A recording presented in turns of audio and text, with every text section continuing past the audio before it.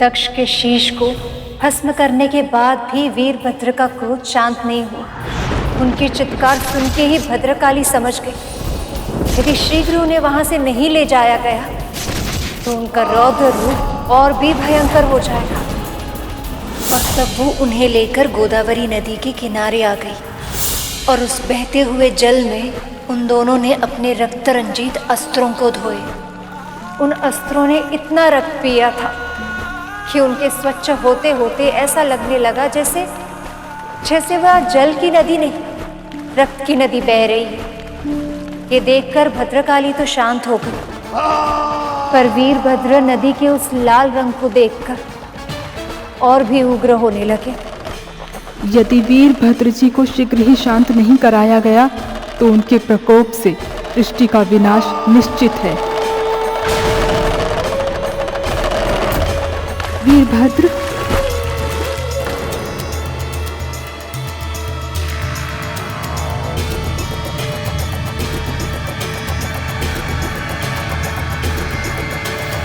देवी भद्रकाली इतनी शीघ्र इतनी शांत कैसे हो गई? उन्हें शांत देखकर मुझे भी विचित्र शांति का आभास हो रहा है। संसार का सत्य यही है, स्त्री की शक्ति से ही संभव कि जब पुरुष उसका शांत रूप देखता तो वह अपना सारा क्रोध, अपना सारा मानसिक संताप भूल जाता है। जब पुरुष कार्य समाप्त करके घर लौटता और स्त्री उसका मुस्कुराकर स्वागत करती तो उसका चित्त शांत हो जाता है। यदि स्त्री प्रसन्न है तो जीवन की फुलवारी में सुख की सुगंध अपने आप फैलने लगती है। वीरभद्र और भद्रकाली की इच्छा का मान रखते हुए स्वयं ब्रह्मदेव वहां प्रकट हुए और उन्होंने उन दोनों का विवाह संपन्न किया।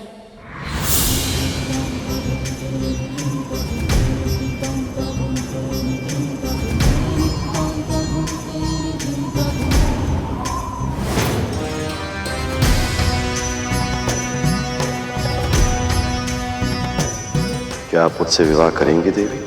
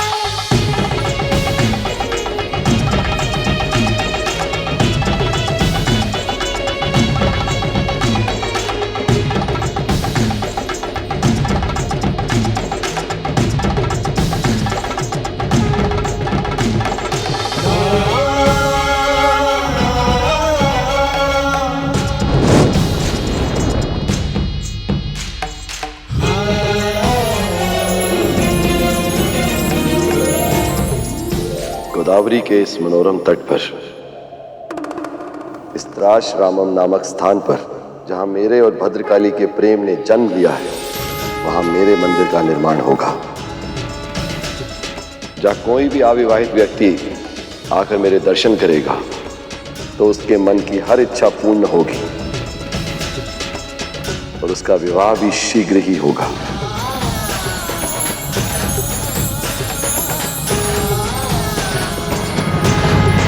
शिव का आंशिक रूप तो शांत हो गया, पर शिव देवी सती के बिना अभी भी अकेला और अधूरा महसूस कर रहे थे।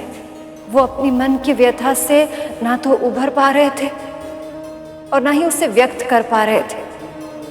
कैलाश में व्याप्त उस शांत सन्नाटे में भी इतना कोलाहल होगा, इसकी कल्पना करना भी बहुत कठिन है।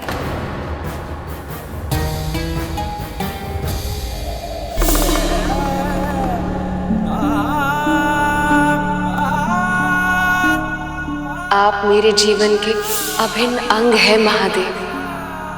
अब मैं भी आपके जीवन का अभिन्न अंग बनना चाहती हूँ। मेरे होते हुए आप कभी अकेली नहीं हैं सती। मैं आपके साथ जाने के लिए हट नहीं करूंगी। आप मुझे भी मत रोकिए। मैं सदा के लिए थोड़ी ना जा रही हूँ मेरे भोले बाबा। यज्ञ समाप्त होते ही वापस लौट आऊंगी।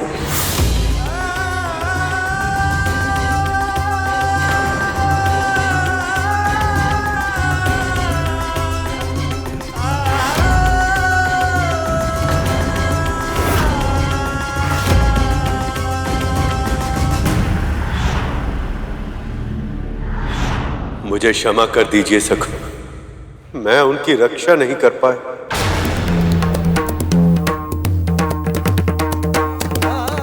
आपको सदैव सच्चे और योग्य प्राणियों का साथ देना चाहिए।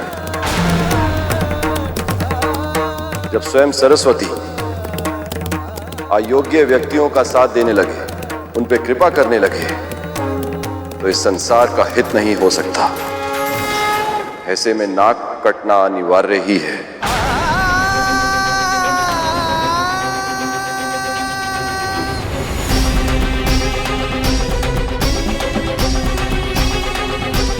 मुझे क्षमा कर दीजिए प्रभु, मुझे क्षमा कर दीजिए।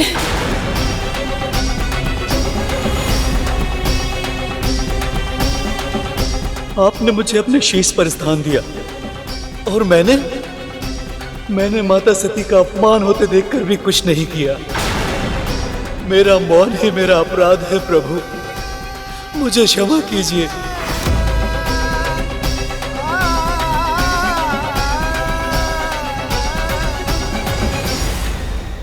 जब भगवान स्वयं किसी को उच्च स्थान दे,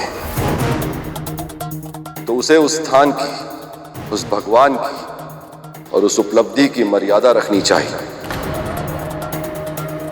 जो ऐसे अभूतपूर्व सम्मान के बाद भी मर्यादाहीन आचरण का साथ दे,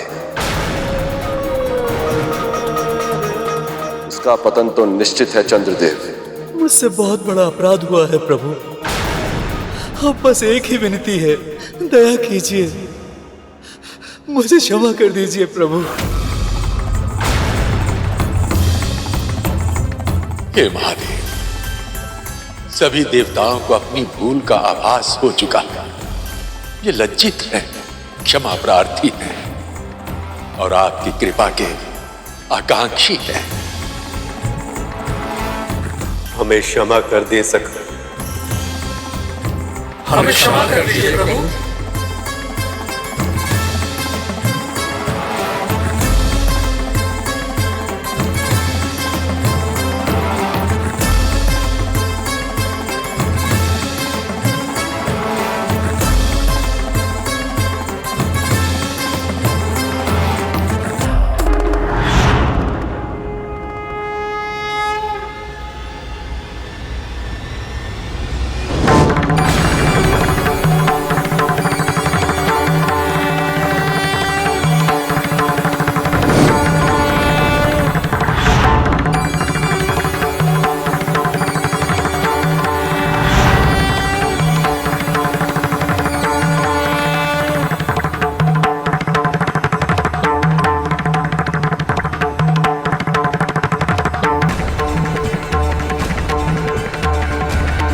आप कृपा निधान है महादेव, करुणा के सागर हैं आप।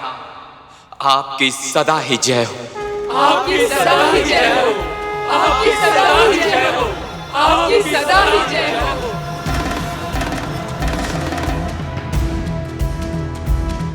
एक विनती और है सखा, दक्ष की मृत्यु के कारण महायज्ञ बीच में ही रुक गया था। संसार पर एक और दया कर और दक्ष को एक बार फिर से जीवित कर दो, ताकि यज्ञ पूर्ण हो सके। जब मैंने माता के शव को देखा था, मेरी दशा इतनी बिगड़ गई थी, तो न जाने प्रभु के हृदय में क्या बीतेगी।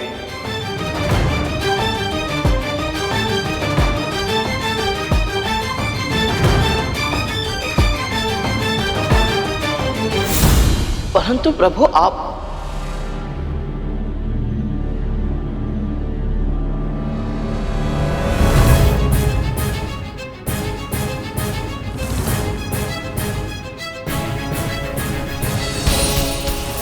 ही बताइए प्रभु, इतना सब कुछ होने के बाद भगवान श्री नारायण महादेव से ऐसी मांग कैसे कर पाए? ये तो ऐसे ही हुआ ना, जैसे कोई किसी के हृदय में खंजर खोप दे और फिर उसे अंदर तक और अधिक मरोड़ दे। हमारे भोले बाबा भोले करुणामयी, परंतु इसका अर्थ ये तो नहीं कि वो उनमें कोई भावना नहीं है। अभी तो महादेव ने देवी सती के अंतिम दर्शन भी नहीं किए थे। उन्हें पूरी तरह से विश्वास भी नहीं हुआ होगा कि जिन देवी को वो इतना अधिक प्रेम करते हैं, जो उनके अस्तित्व का केंद्र है, वो सदा सदा के लिए उनके जीवन से जा चुकी है। और ऐसे में उनके हत्यारों को फिर से जीवित करने की मांग रखना, ये कहां का न्याय है प्रभु?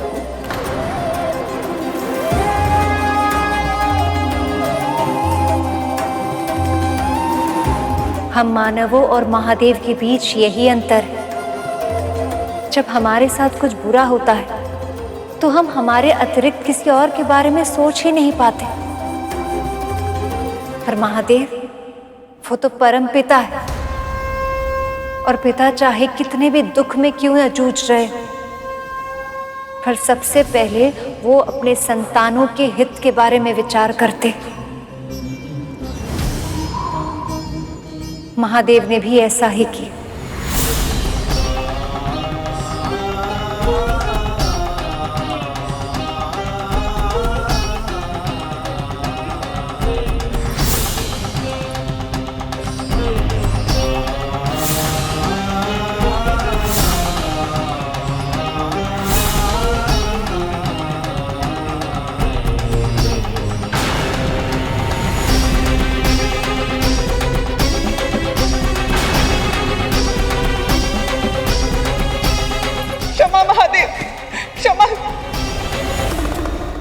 वो मूढ़मती माँ हूं जो ना तो अपनी पुत्री को पहचान पाई और ना ही अपने दामाद का सम्मान कर पाई।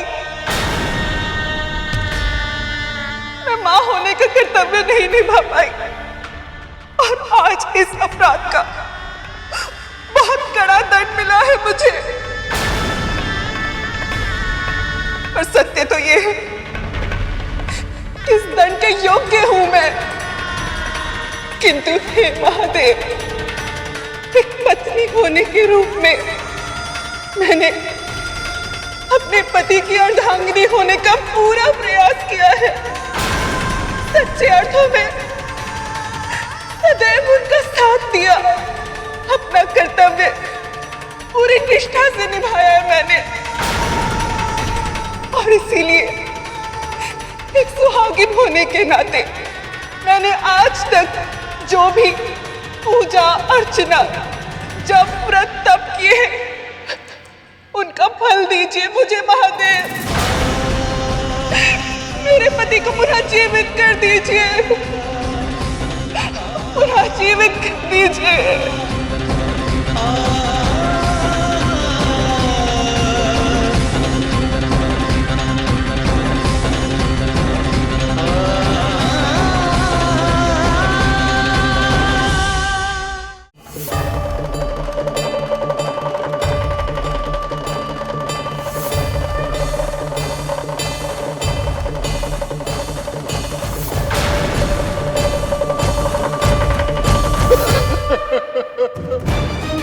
महादेव, हमें क्षमा कर दीजिए, क्षमा कर दीजिए हमें महादेव। हमसे बहुत बड़ी भूल हो गई महादेव, बहुत बड़ी भूल। मित्र का धर्म होता है अपने मित्रों को सही दिशा की ओर अग्रसर करना, उन्हें सदैव उचित कार्य करने के लिए प्रेरित करना। आप मित्र भी थे और साथ साथ पुरोहित भी, पर आप न केवल अपने यजमान मित्र को सही सुझाव देने में असफल रहे, बल्कि आपने उन्हें अनुचित कार्य करने के लिए प्रोत्साहित भी किया।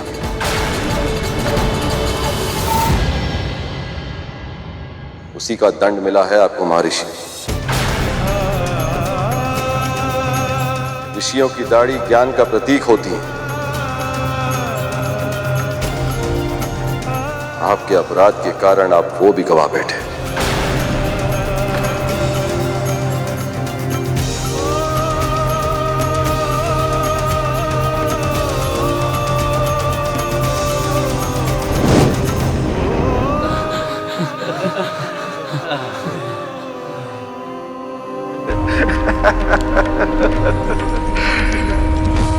महादेव की जय हो। आपकी सदा ही जय हो। महादेव की जय हो। आपकी सदा ही जय हो। महादेव की जय हो।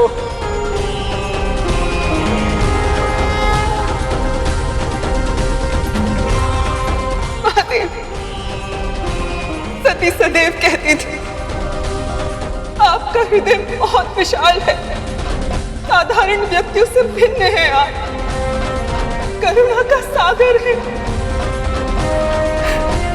मेरी प्रार्थना है आपसे, जो हुआ उसे भूलकर इन्हें प्राण दान दे, इन्हें पुनः जीवित कर दीजिए महादेव, पुनः जीवित कर दीजिए। आपके पति का शीश भस्म हुआ है और सृष्टि के नियमों के अनुसार मैं उस शीश को फिर से उत्पन्न नहीं कर सकता। आपके कारण ही सती को सबसे पहले मेरा ज्ञान हुआ। अनजाने में ही सही, मुझे खोजने में, मुझे जानने में आपने उनकी सहायता भी की थी। इसलिए मैं आपका ऋणी हूं देवी, और ये ऋण मैं आपके पति के प्राण लौटाकर चुकाऊंगा।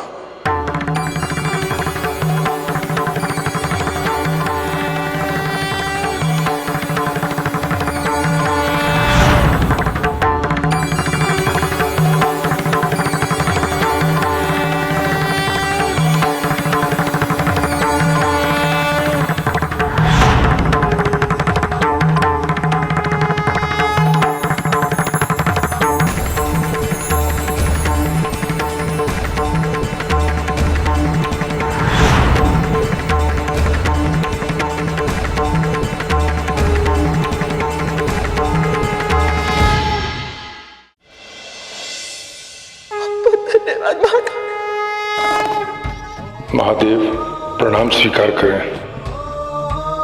मुझ मूर्ख को, मुझ नराधम को क्षमा कर दीजिए प्रभु। आप प्रजापति दक्ष हैं। इस संसार के प्रति आपका योगदान अकल्पनीय है, क्योंकि आपने ही जीवन का आचार संहिता का निर्माण किया है।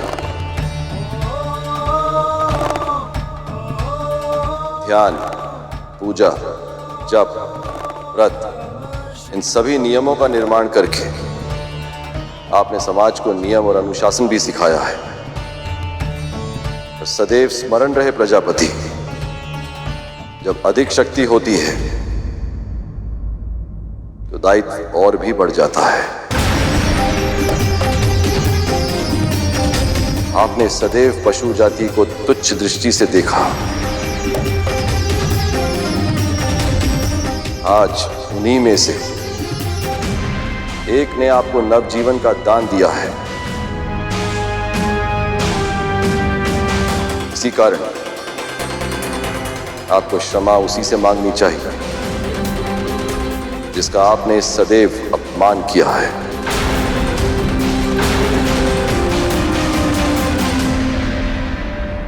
नंदी, श्रृंगी, आप सभी का दोषी हूं मैं, पर अब सच्चे हृदय से आप सबसे क्षमा मांगता हूं। कृपया मेरा अपराध क्षमा कर दीजिए।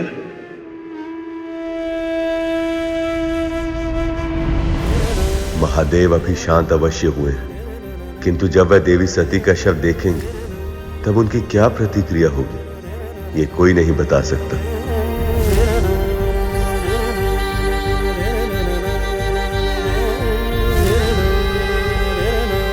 यदि देवी सती के शव को देखकर पुनः महादेव का क्रोध जागृत हो तो इस सृष्टि के महाविनाश को रोकना असंभव हो जाएगा। सती,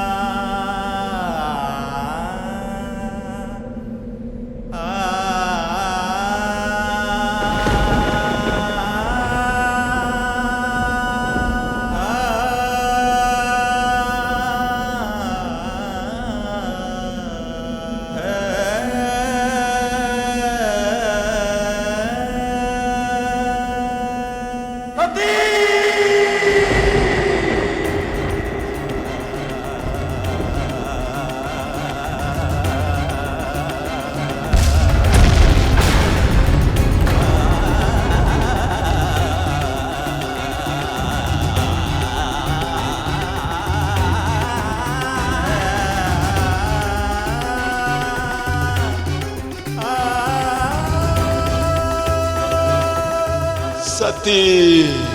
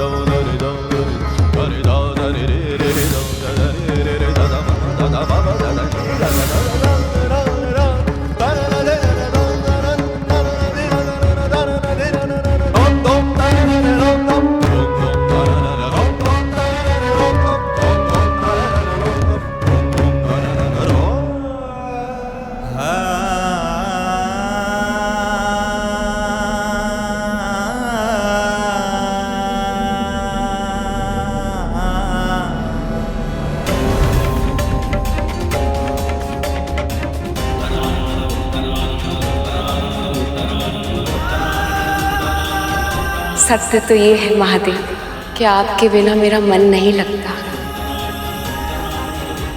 भूख, प्यास, निद्रा, ये सारी आवश्यकताएं मुझे व्यर्थ लगती हैं। महादेव, देवी सती के शव को लिए कहाँ जा रहे हैं? ना जाने अब क्या नया संकट आएगा इस सृष्टि पर। आप मेरे जीवन के अभिन्न अंग हैं महादेव। अब मैं भी आपके जीवन का अभिन्न अंग बनना चाहती हूँ।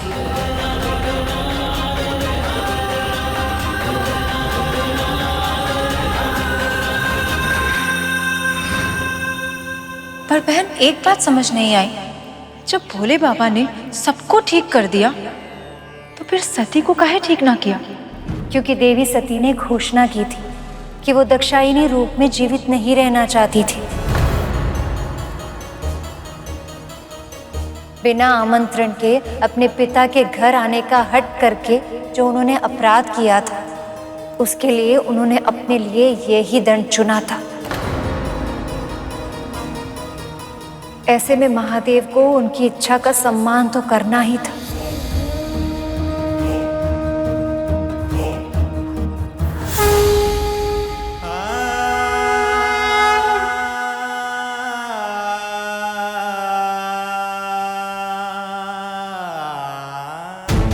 महादेव कहाँ जा रहे हैं देवराज?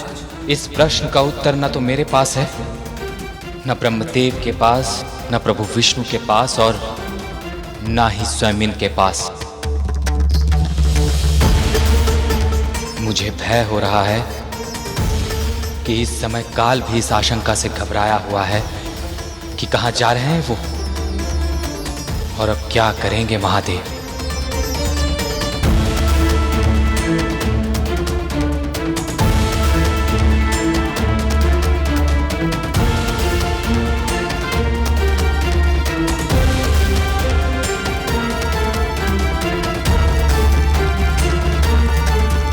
अब तक मैंने केवल अर्पण किया है, पर अब स्वयं को समर्पण करना चाहती हूँ। मैं आपको अपना पति परमेश्वर मान चुकी हूँ महादेव।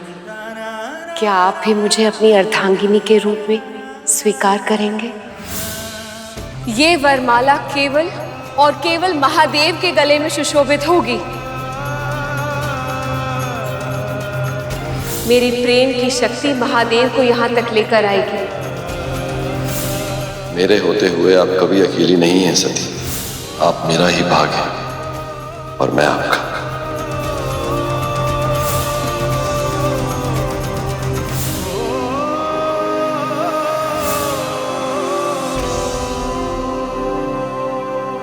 मुझे क्षमा कर दीजिए प्रिय। मैं आपके प्राणों की रक्षा करने में विफल रहा और अब इतना विलंब हो चुका है कि मैं चाहकर भी कुछ नहीं कर सकता। प्रिय, शिव हूं मैं, आज केवल शव समान हूं। ये कैसी विवशता है कि आज मैं अपने प्रिया को जीवन भी नहीं दे सकता, समय का चक्र नहीं लौटा सकता, आपको उस यज्ञ में जाने से नहीं रोक सकता। मैं क्या करूं प्रिय, मैं क्या करूं?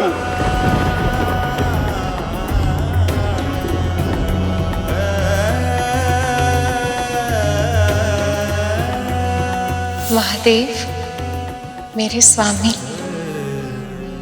आप मेरे बिना कैसे रहेंगे? अब कौन करेगा आपकी ये सेवा?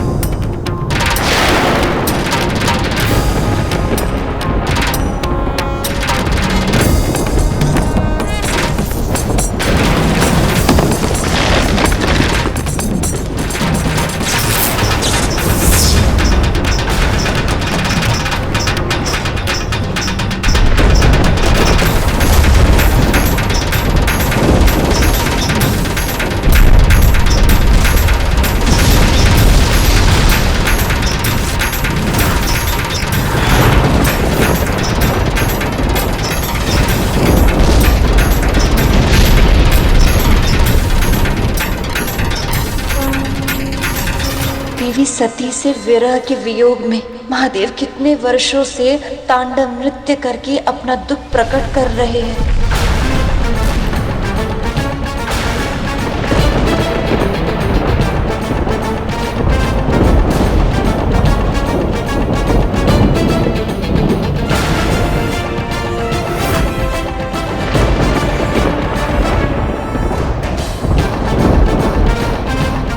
यदि महादेव ने अपना तांडव शीघ्र ही नहीं रोका तो घोर अनर्थ हो जाएगा।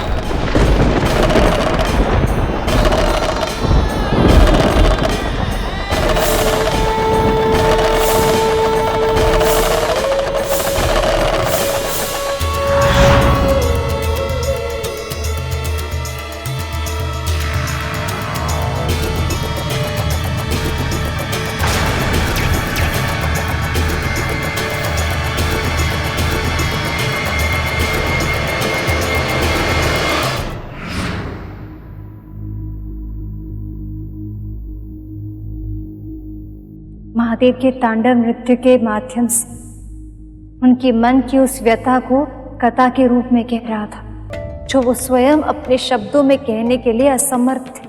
सदैव स्थिर और अनासक्त रहने वाले महादेव भी देवी सती के जाने के बाद जैसे अपना संतुलन ही खो बैठे। कई वर्षों तक वे बिना रुके तांडव करते ही रहे। विनाश की ताल पर अब संहार का नर्तन करने में, स्वयं को रोकने में सक्षम नहीं थे। परंतु भोलेनाथ के तांडव से तो सारी सृष्टि नष्ट हो जाती है। ऐसे में तो उनका रुकना बहुत आवश्यक था। हाँ माँ, कैसे रुके वो? कैसे समाप्त हुआ शिव जी का तांडव? ब्रह्मदेव, श्री नारायण, अब आप ही कुछ कर सकते हैं। कुछ कीजिए, कोई भी उपाय कीजिए, पर महादेव को मृत्यु और विनाश का ये महाभयानक नृत्य करने से रोक लीजिए प्रभु। महादेव तो सदैव मोह माया से परे रहते, किंतु इस समय वह भी देवी सती के मृत देह से मोह लगाए बैठे। दुख की अधिकता से माया में उलझ गए हैं। वह ये भूल गए कि शरीर तो नश्वर, देवी सती तो पहले से ही उनमें विलीन हो चुकी। तो फिर उन्हें ये स्मृति दिलानी होगी। पर नारायण, शक्ति के बिना शिव को रोक पाना संभव कैसे होगा?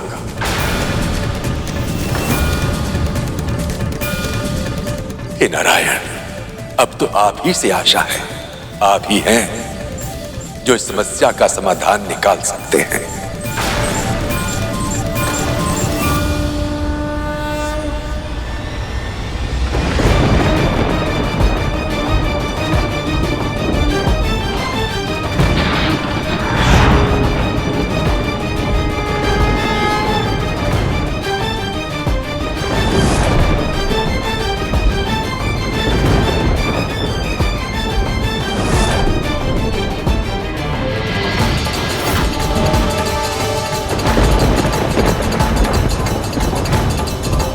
अपने आप को इतना कष्ट मत दीजिए सखा।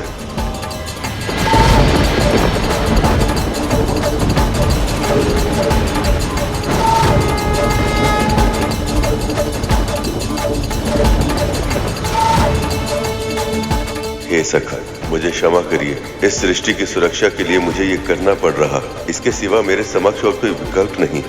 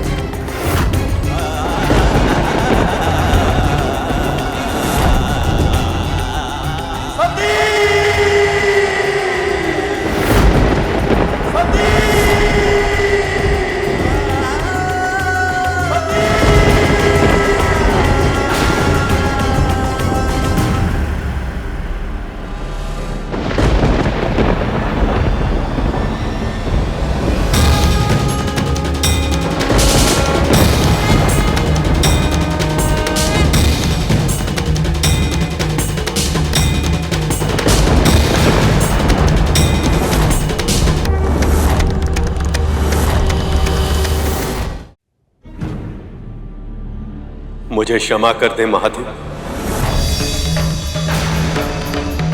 आपके तांडव के कारण संसार का विनाश हो रहा था, इसलिए प्राणी मात्र की रक्षा के लिए मुझे इतने कठोर निर्णय का आश्रय लेना पड़ा। देवी सती के देह के विभाजित खंड जहां जहां गिरे, वो सभी स्थान आज से शक्तिपीठ के नाम से जाने जाएंगे।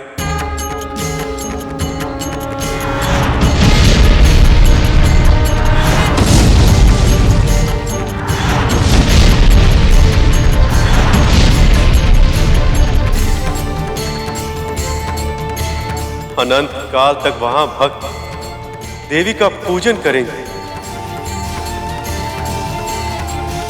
उनका स्मरण, उनका ध्यान, उनकी सेवा करेंगे। इन सभी 51 शक्ति पीठों में जब भी कोई भक्त पूरी श्रद्धा से देवी की आराधना करेगा तो उसका कल्याण अवश्य होगा। आदि शक्ति देवी सती स्वयं उसे आशीर्वाद देंगी।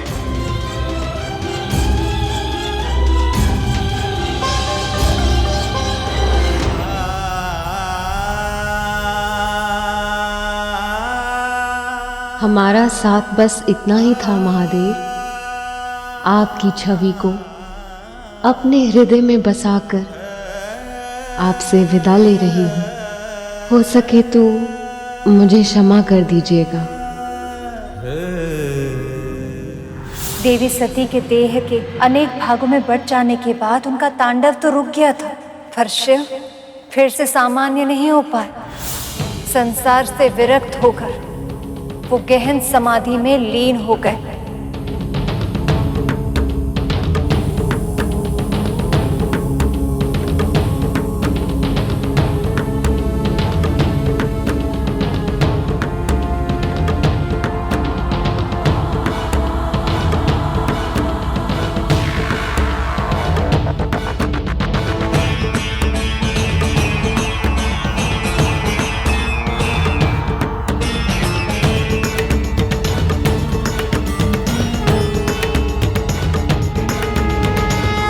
शिव का इस तरह विरक्त होना संसार के लिए अच्छा नहीं था, क्योंकि शिव और शक्ति का संतुलन ही सृष्टि को संतुलन देता है।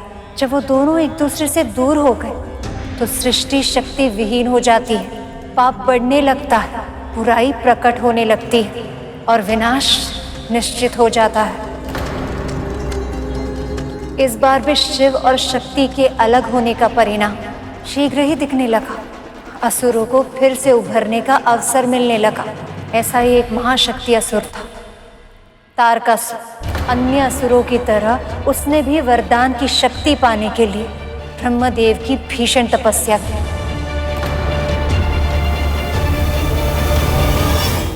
ओम वेदात्मने विद्महे हिरण्यगर्भाय धीमहि तन्नो ब्रह्मा प्रचोदयात्। ओम वेदात्मने विद्महे हिरण्यगर्भाय धीमहि तन्नो ब्रह्मा प्रचोदयात्।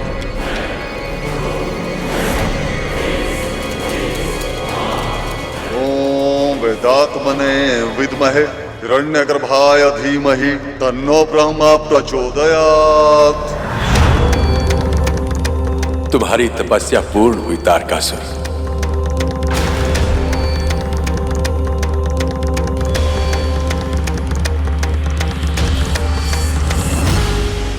प्रणाम ब्रह्मदेव। कल्याण हो। बोलो, क्या वरदान चाहिए? बस एक ही वरदान की इच्छा है ब्रह्मदेव, कि मैं अनंत काल तक इस देह का उपभोग कर पाऊं, अजर अमर हो जाऊं। असंभव है ये जो तुम मांग रहे हो। इस पूरी सृष्टि में इस वरदान को प्राप्त कर पाना किसी के लिए भी संभव नहीं है। अमरता का वरदान छोड़कर कोई और वर मांग लो। फिर आप मुझे ये वरदान दीजिए ब्रह्मदेव, कि मेरी मृत्यु केवल उसी के द्वारा संभव हो पाए जिसका जन्म स्वयं महादेव शिव शंकर से हुआ हो।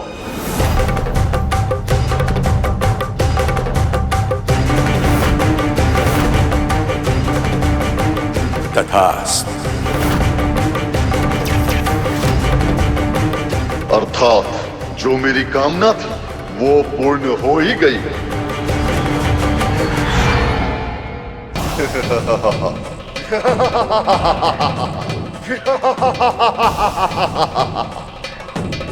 ना चाहते हुए भी आपने मुझे अमर बना ही दिया ब्रह्मदेव।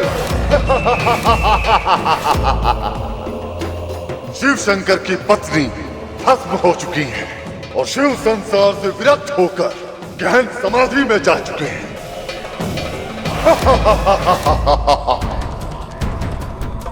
ऐसे में उनके पुत्र का जन्म होगा भी तो कैसे?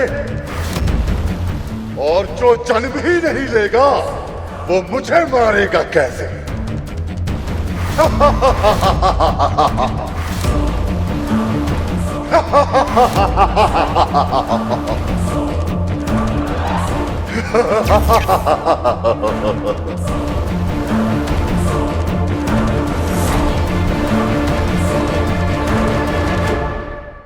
पक्षीराज गरुड़ के साहस भरे कारनामे देखने के लिए चैनल को सब्सक्राइब करें और साथ ही बेल आइकॉन दबाना न भूलें।